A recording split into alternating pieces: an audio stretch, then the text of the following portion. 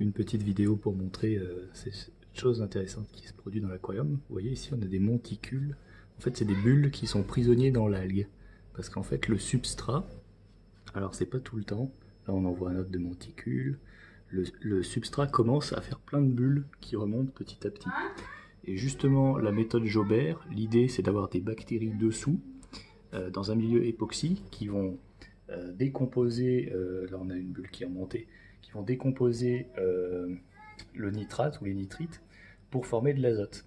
Et le fait qu'on ait des bulles qui montent de par-dessous, bah, c'est un signe justement que ces bactéries sont bien présentes et que là j'ai donc bien un système de recyclage des nitrites et des nitrates en azote directement par les bactéries époxy qui sont dans le substrat.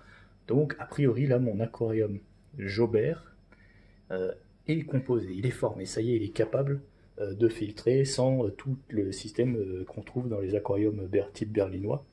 Là on voit encore des bulles qui montent, vous voyez. Il y en a beaucoup, c'est presque toutes les 30 secondes, on a des bulles qui montent. Donc là il est prêt, sans système de filtration, à fonctionner. Bon, nouvelle, donc j'ai finalement acheté à Toulouse une petite anémone qu'on peut voir ici, et ainsi qu'un corail mou qu'on ne peut pas voir, qui est perdu dans la brume, parce qu'en fait, j'ai mis mon corail mou et ma petite anémone que j'ai acheté, et j'ai aussi acheté ça, voilà, du DAF Bio Zoo Booster que j'ai renversé dedans. Et en fait, donc désolé de ne pas avoir filmé, hein, j'ai fait le déplacement à 40 degrés, je suis arrivé avec les trucs, je pensais qu'ils étaient morts, j'étais en bagnole, j'en ai eu pour 2 heures de route, donc je les ai vite foutus dans l'eau, en fait, un peu à l'arrache. Et en fait, après que je les ai mis plus le DAF Bio, l'eau est devenue totalement verte et opaque. Et là, 2-3 semaines après, donc on a l'eau qui redevient petit à petit de plus en plus transparente, comme on le voit ici, où on peut commencer à voir le sol, alors qu'avant on voyait pas du tout le sol, même pas un petit peu. Quant à l'anémone, en fait, elle se situait au milieu, là, par là-bas, et en fait, elle s'est déplacée au cours du temps, et elle est réapparue récemment. Donc je sais qu'elle a survécu au centre d'acclimatation pendant les 3 semaines. Ce que je ne sais pas, en revanche, c'est ce qui est arrivé au corail mou que j'avais mis dedans. Alors, en fait, j'ai pas paniqué quand tout s'est recouvert d'algues, parce que j'avais déjà énormément d'algues dedans, des cyanobactéries, comme on m'avait fait la remarque, ce qui moi me posait pas de problème parce qu'en fait je suis dans une logique d'écosystème et pour moi les cyanobactéries c'est une garantie que les nitrates vont être absorbés et donc vont pas intoxiquer l'environnement. Et en fait quand j'ai mis les zooplanctons, je me suis dit qu'ils allaient manger un peu toutes ces cyanobactéries, ces algues, et je pense que c'est ce qui s'est passé. Seulement mes cyanos et mes algues c'était des poudres qui étaient réparties sur le fond et sur les vitres. Et quand j'ai mis les zooplanctons, je pense que eux ils ont dévoré les algues et ils ont continué à se promener mais à l'intérieur de l'eau, avec les algues dans leur corps. Quand on les voit, des photos d'eux sur internet au microscope, on voit que les photoplanctons sont dans le corps des zooplanctons et que ça leur donne une couleur verte. Donc je me suis dit que c'était ça. Après je me suis renseigné davantage et j'ai vu que la plupart des coraux et des anémones mangeaient ces zooplanctons. Donc en fait j'ai pas paniqué, j'ai laissé en me disant que ça allait les nourrir, quoi. Donc le désavantage c'est que j'ai un aquarium moche du coup, parce qu'on peut pas voir ce qu'il y a dedans. Euh, mais au niveau écosystème, etc., c'est très bien parce qu'en fait, j'ai des algues à profusion qui sont elles-mêmes dévorées par des zooplanctons à profusion, qui sont elles-mêmes dévorées par mes coraux et mes anémones. Du coup, je suis plutôt bien. Et donc moi, ce que je m'attends, c'est qu'au bout d'un moment, il y a un nouvel équilibre qui se forme et que l'eau redevienne transparente sans que j'ai besoin d'intervenir. Dès l'instant où j'aurai suffisamment de bestioles qui mangeront mes planctons dans l'eau pour qu'elles redeviennent claires. Et mon espoir, c'est que ce soit les anémones qui grandissent, que ce soit les coraux qui grandissent, et au bout d'un moment que l'eau devienne transparente. Donc je vais attendre patiemment. J'ai toujours les 2 anguilles à l'intérieur, donc c'est pas pratique pour ajouter des poissons. De toute façon, j'ajouterai pas de poissons avant que mon aquarium il soit stable, que on ait beaucoup d'anémones dedans, etc., de coraux, voire même peut-être d'algues. Du coup, je continue à donner une moule ou 2 moules de temps en temps, une semaine sur deux à peu près, pour surtout pas prendre le risque de déstabiliser, parce que je prends pas des tout petits morceaux de moule que j'injecte sur l'anémone, mais je balance des moules congelés directement dans l'eau. Et donc voilà, je veux pas qu'il y ait des chocs de nitrate ou de nitrate, faut que ça ait le temps d'être mangé avant que ça parte en couille. Et comme ça faisait déjà des années que, enfin des années, pardon, des mois et des mois que je fais ça, que je balance une moule de temps en temps avec les anguilles, je sais que mon écosystème, il peut déjà absorber des grosses quantités d'azote très rapidement, sans que les plantes, les animaux aient le temps de s'intoxiquer avec. Voilà, d'ailleurs on voit mon substrat hein, qui est extrêmement riche en bactéries et en algues à un point presque qu'on a peur que ça bouche les pores. Voilà, donc là on a la couche qui passe en époxy et en dessous, et ben c'est la zone qui est en époxy quoi. Voilà, voilà. Donc pour la suite de la vidéo, je vais vous tenir informé de comme quoi ça évolue, comme c'est de plus en plus transparent, on verra bientôt ce qui est devenu le corail mou. J'espère que l'anémone continuera à grandir. L'autre détail remarquable, c'est l'apparition sur les vitres de nouveaux types de motifs qui s'incrustent, autres que les algues que j'avais avant. C'est ces espèces de petites tiges.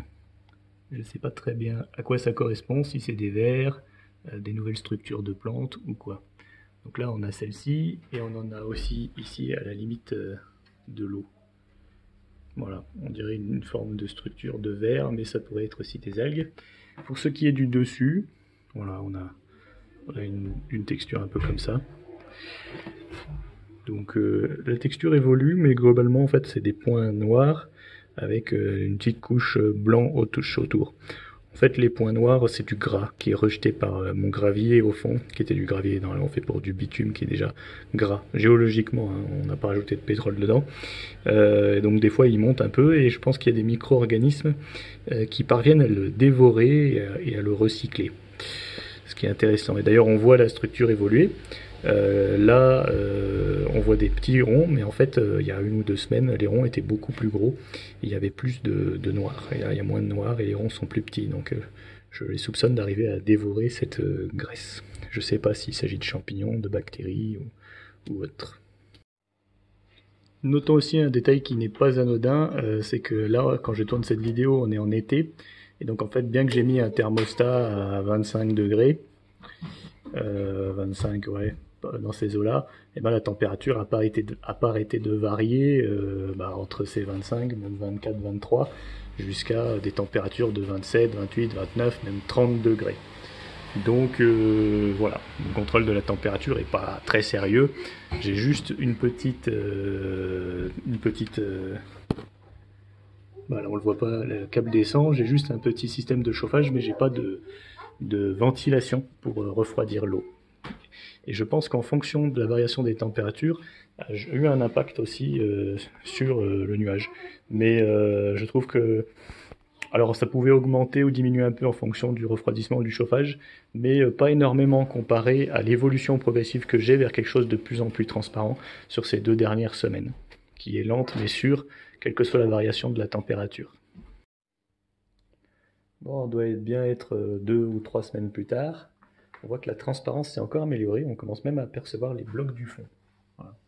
Par contre, mon anémone, elle n'a pas grandi, j'ai même l'impression qu'elle a un peu rétréci.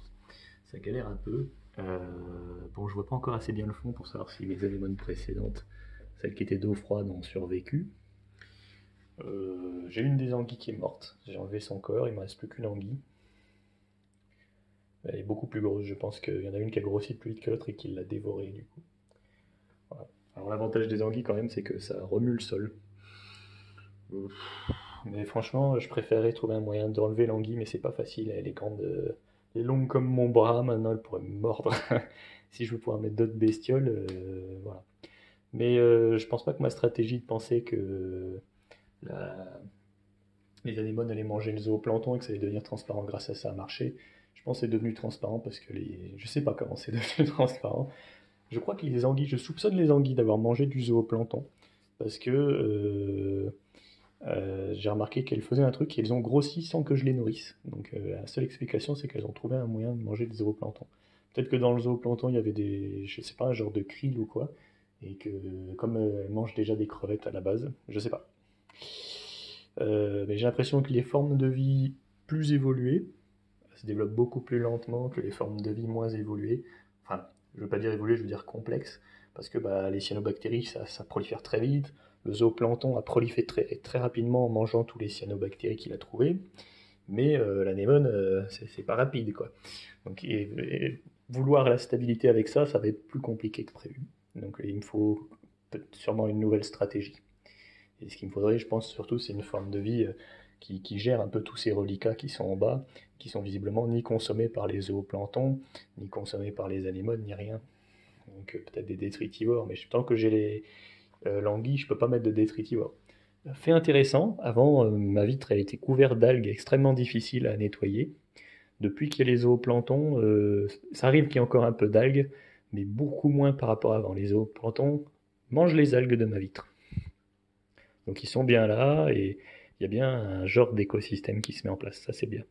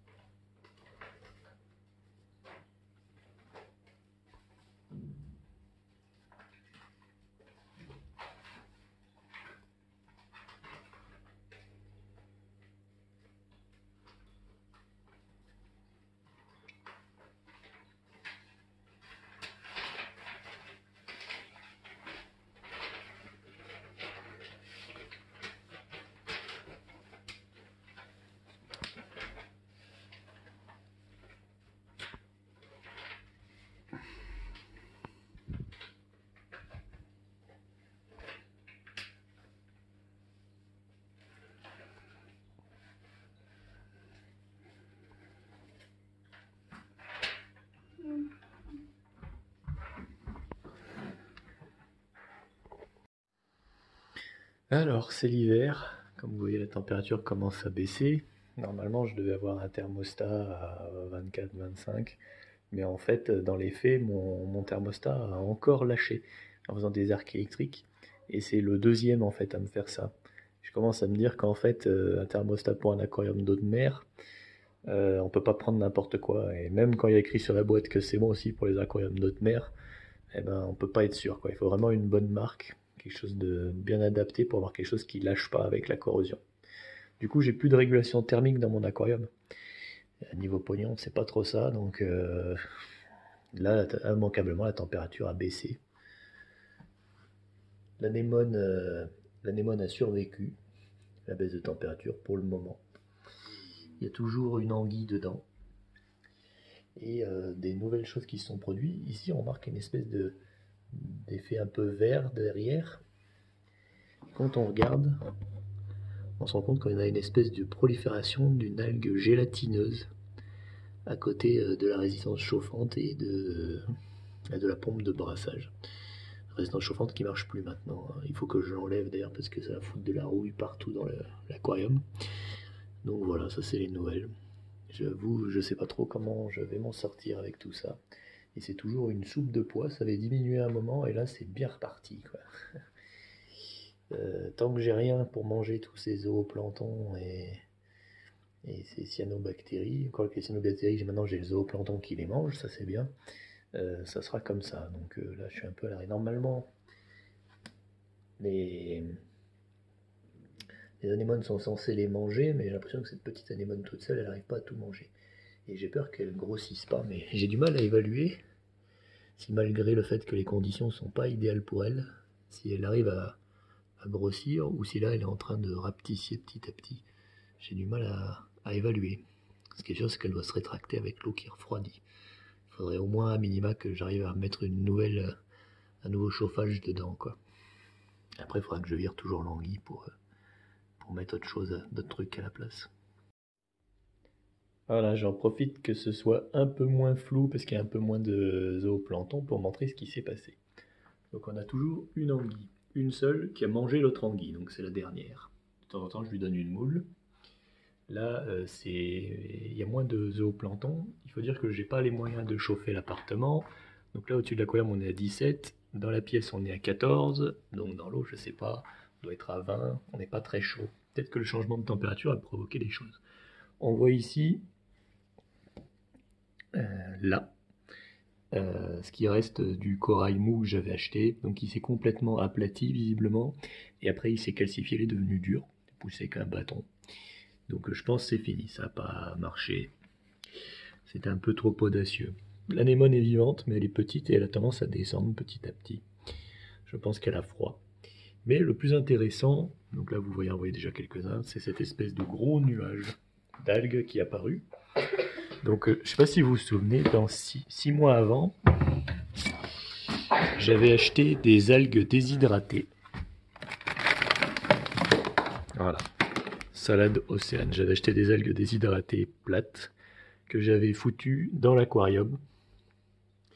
Et je pense qu'en fait, 6 mois plus tard, avec les changements de conditions, où je ne sais pas ce qui a vraiment rendu ça possible, et bien ça y est, elle a commencé à proliférer, à se développer. Voilà. Donc ça c'est la bonne nouvelle, et sinon les autres c'est des mauvaises nouvelles. Alors moi je fais n'importe quoi, donc c'est normal que j'obtienne n'importe quoi, même si l'idée initiale c'est de faire un récifal.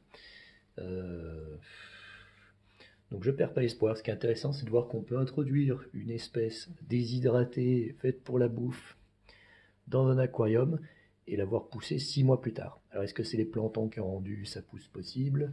Est-ce que c'est la baisse de la température?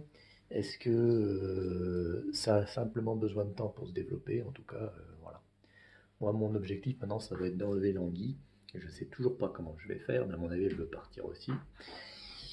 Ce qui va peut-être m'aider, je vais peut-être de mettre un tube et elle va se glisser dedans pour pouvoir mettre d'autres animaux un peu dedans de la mer, en espérant à chaque fois que ça rajoutera des choses. Alors, de mon expérience, de ce que j'ai pu voir, c'est que les coraux, ils tiennent pas pour le moment. Et si c'est si fragile que ça, peut-être que je devrais me réorienter vers des coraux d'eau froide. Ou alors attendre que ça se stabilise un peu plus. Les anémones, par contre, même s'ils végètent, ils ont tendance à tenir. Donc peut-être que je peux trouver des anémones assez robustes pour s'adapter. Et j'ai de plus en plus des espèces de petites bestioles qui se collent sur la vitre, qui sont totalement mystérieuses avec des formes originales. Donc ça, je suis content, c'est plutôt encourageant. C'est peut-être le zooplancton qui finit par se développer, former les animaux. J'ai vraiment espoir qu'une fois que j'aurai enlevé l'anguille, il y aura plus d'êtres vivants dedans. Parce que on se rend bien compte quand même que l'anguille doit ratisser tout ce qu'elle trouve et détruire. Voilà. Je vous tiendrai au courant. Oula, c'est flou là. Mais là, c'est l'appareil photo. Ah, il n'arrive plus à être net. Ah, voilà. Alors, voilà les nouvelles. Donc là, l'aquarium est beaucoup moins flou qu'avant. Je viens de mettre une moule surgelée, qui sera mangée sûrement par l'anguille quand elle sortira. La petite anémone qui était faite pour des températures beaucoup plus chaudes, elle est là en bas, elle continue à rétrécir. Le nuage, c'est devenu une grosse salade verte qui est tombée au fond, qui était accrochée par ici. Voilà. Ah bah là, quand on parle de l'anguille, elle a dû sentir la moule. Voilà, elle va manger la moule. Tant qu'il y a cette anguille, je ne peux rien rajouter comme bestiole. Par contre, la bonne surprise pour moi, donc si je m'approche ici, que j'essaie de zoomer, voilà. Donc en fait, cette espèce d'amas, Là. C'était le corail mou que j'avais acheté qui est mort. Et en fait là il y a un petit truc, là il est rentré malheureusement. Le petit truc blanc qu'on voit au milieu, ça sort un chapeau par moment, fait de plusieurs tentacules ou une espèce de chapeau et qui se sort et qui se rentre. Donc c'est une créature visiblement qui s'est greffée là ou qui est venue avec ici et qui s'est installée. Ce qui est très bon signe. Donc c'est la deuxième colonisation que je vois. Donc on a cette algue que j'avais insérée. On a ici au fond une espèce d'algue filandreuse qu'on voit assez peu. On a cette petite truc blanc que je disais tout à l'heure. On a aussi des petits trucs, voilà, comme ça. Comme ce machin, très flou. Voilà, là on le voit un peu mieux. Voilà, que je sais pas ce que c'est.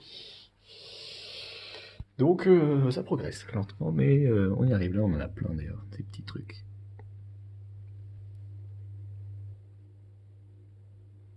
Peut-être que ça pourrait être intéressant de remettre un coup de microscope sur un prélèvement de l'eau. En tout cas, je suis très content d'avoir trouvé cette petite créature blanche. Il faut vraiment que j'enlève l'anguille pour ensuite pouvoir mettre d'autres bestioles. Peut-être des crevettes ou un Bernard l'ermite ou un crabe ou quelque chose, quoi. Parce que ça décolle pas vite cette histoire. Mais il se passe quand même des choses, c'est pas fini. C'est très lent, mais ça progresse sûrement. À mon avis, là on voit qu'il y a beaucoup moins de poudre au sol. Il y avait une grosse couche de poudre de cyanobactéries comme ici.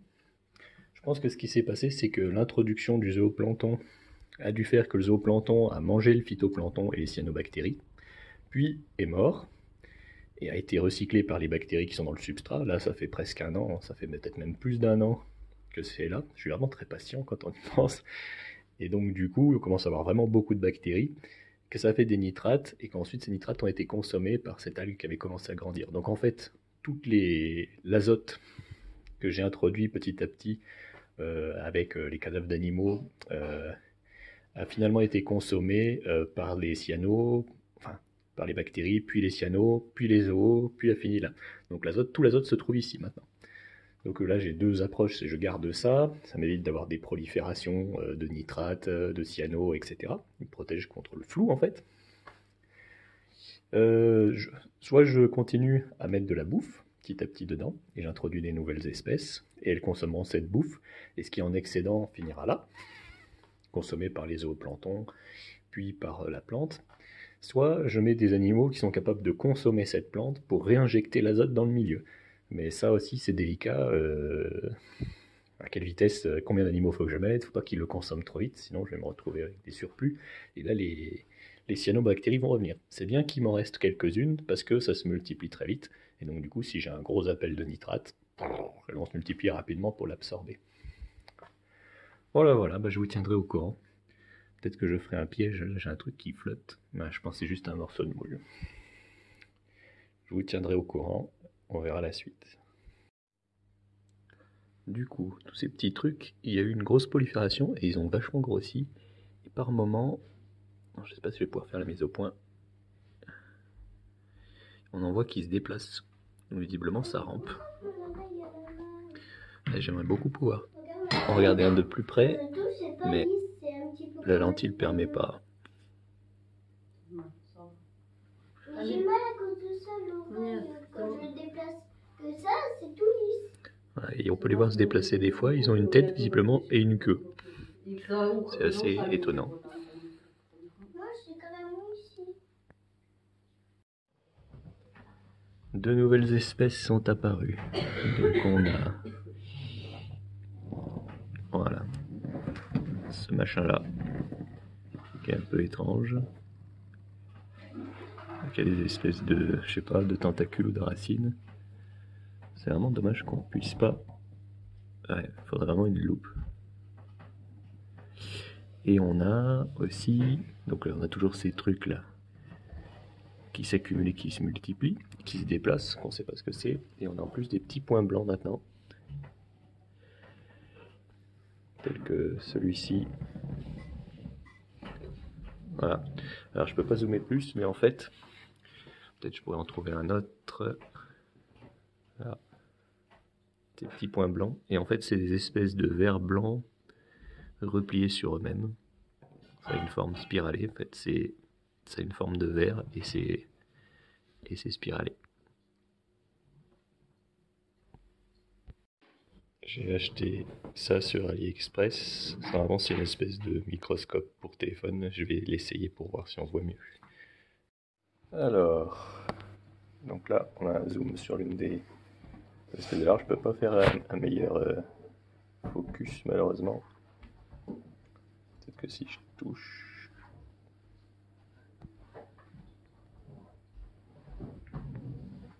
Est-ce que c'est clair? Alors, je vais essayer de montrer un des trucs blancs.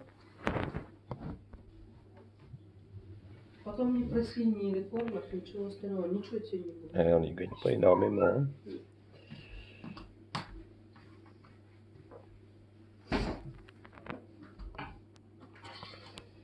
Non, génial. Ça résout pas le problème, malheureusement. Et si on va aller voir la créature qu'on avait vue par ici.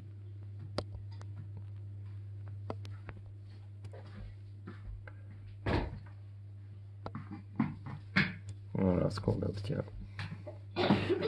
Pas top, pas top. Alors, j'ai réussi à améliorer la mise au point. Voyons voir ça. Voilà, là on le voit clairement. Avec ses petites tentacules et ses organes.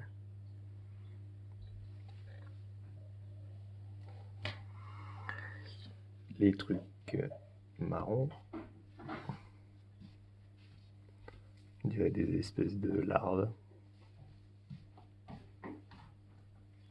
On est proche du niveau de l'eau, je pourrais regarder des plus par là.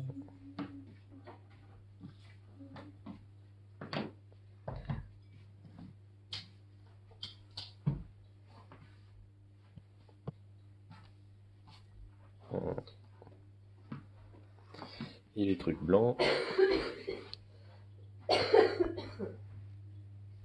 Voilà, on voit clairement là. Ou alors c'est peut-être un genre de mini escargot, je sais pas. Très joli.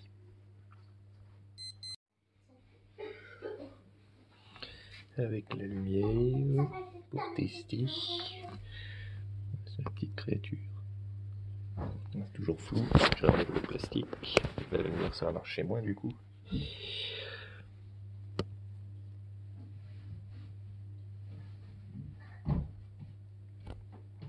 Mais non, ça améliore pas la netteté.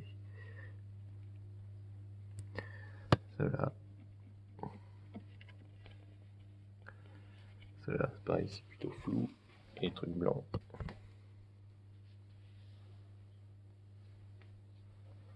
Ouais, c'est mieux sans la lumière. Alors, les bestioles semblent s'être multipliées.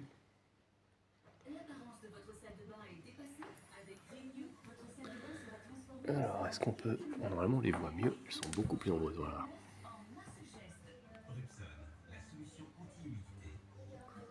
Si j'essaie de faire une mise au point... Voilà, on dirait des espèces de limaces plates, en fait. Bon, elles peuvent se déplacer. On voit, ils ont énormément grossi depuis le début où il me fallait un microscope. Là, simplement avec le téléphone, on voit. Et elles se sont considérablement multipliées et recouvrent la vitre.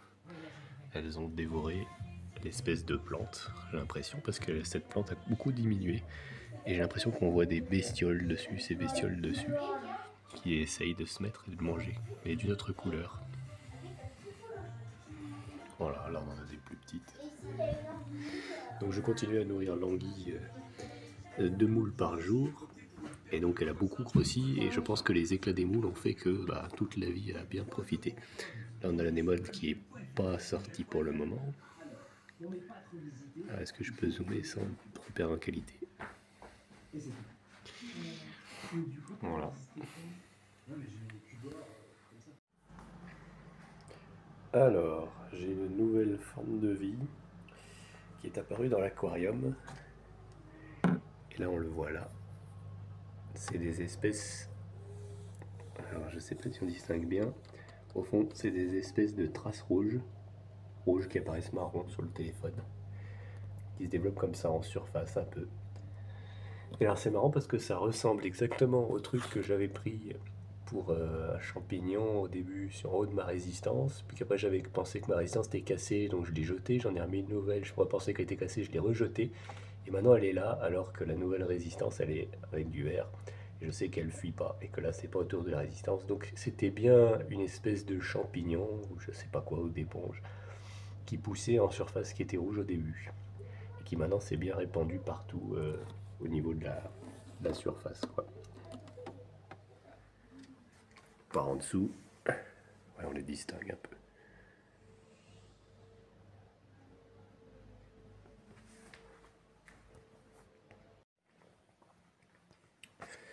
Je viens de voir une vision de cauchemar. Je sais pas si vous allez pouvoir voir. Vous vous souvenez de ces petites bestioles là, qui sont sur les vitres? Et bien on les voit aussi ici en arrière-plan. Voilà, vous voyez, en fait, les algues qui sont au fond de l'aquarium, ils sont comme parcellisés. Et en fait, c'est ces petites bestioles qui recouvrent entièrement les algues. Elles sont parsemées de partout.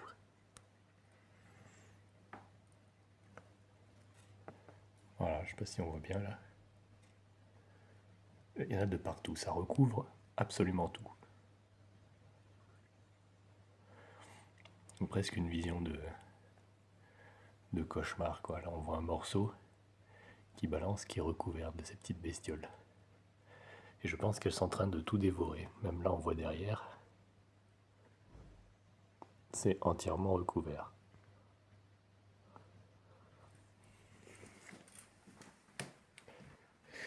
Voilà, voilà.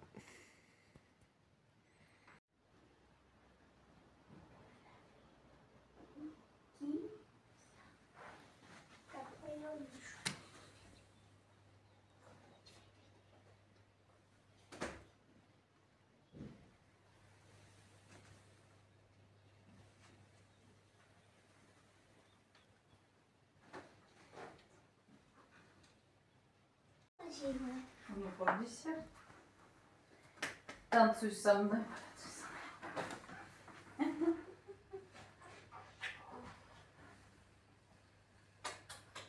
Måste ha dinki så blir det посадить.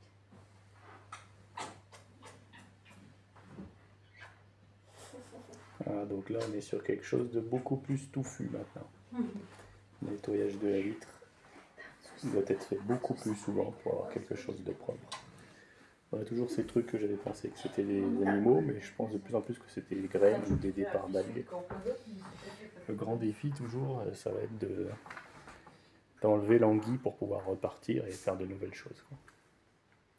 Je pense que mon problème c'est toujours un haut niveau en calcaire, donc ce serait bien si je pouvais foutre une espèce animale qui absorbe du calcaire.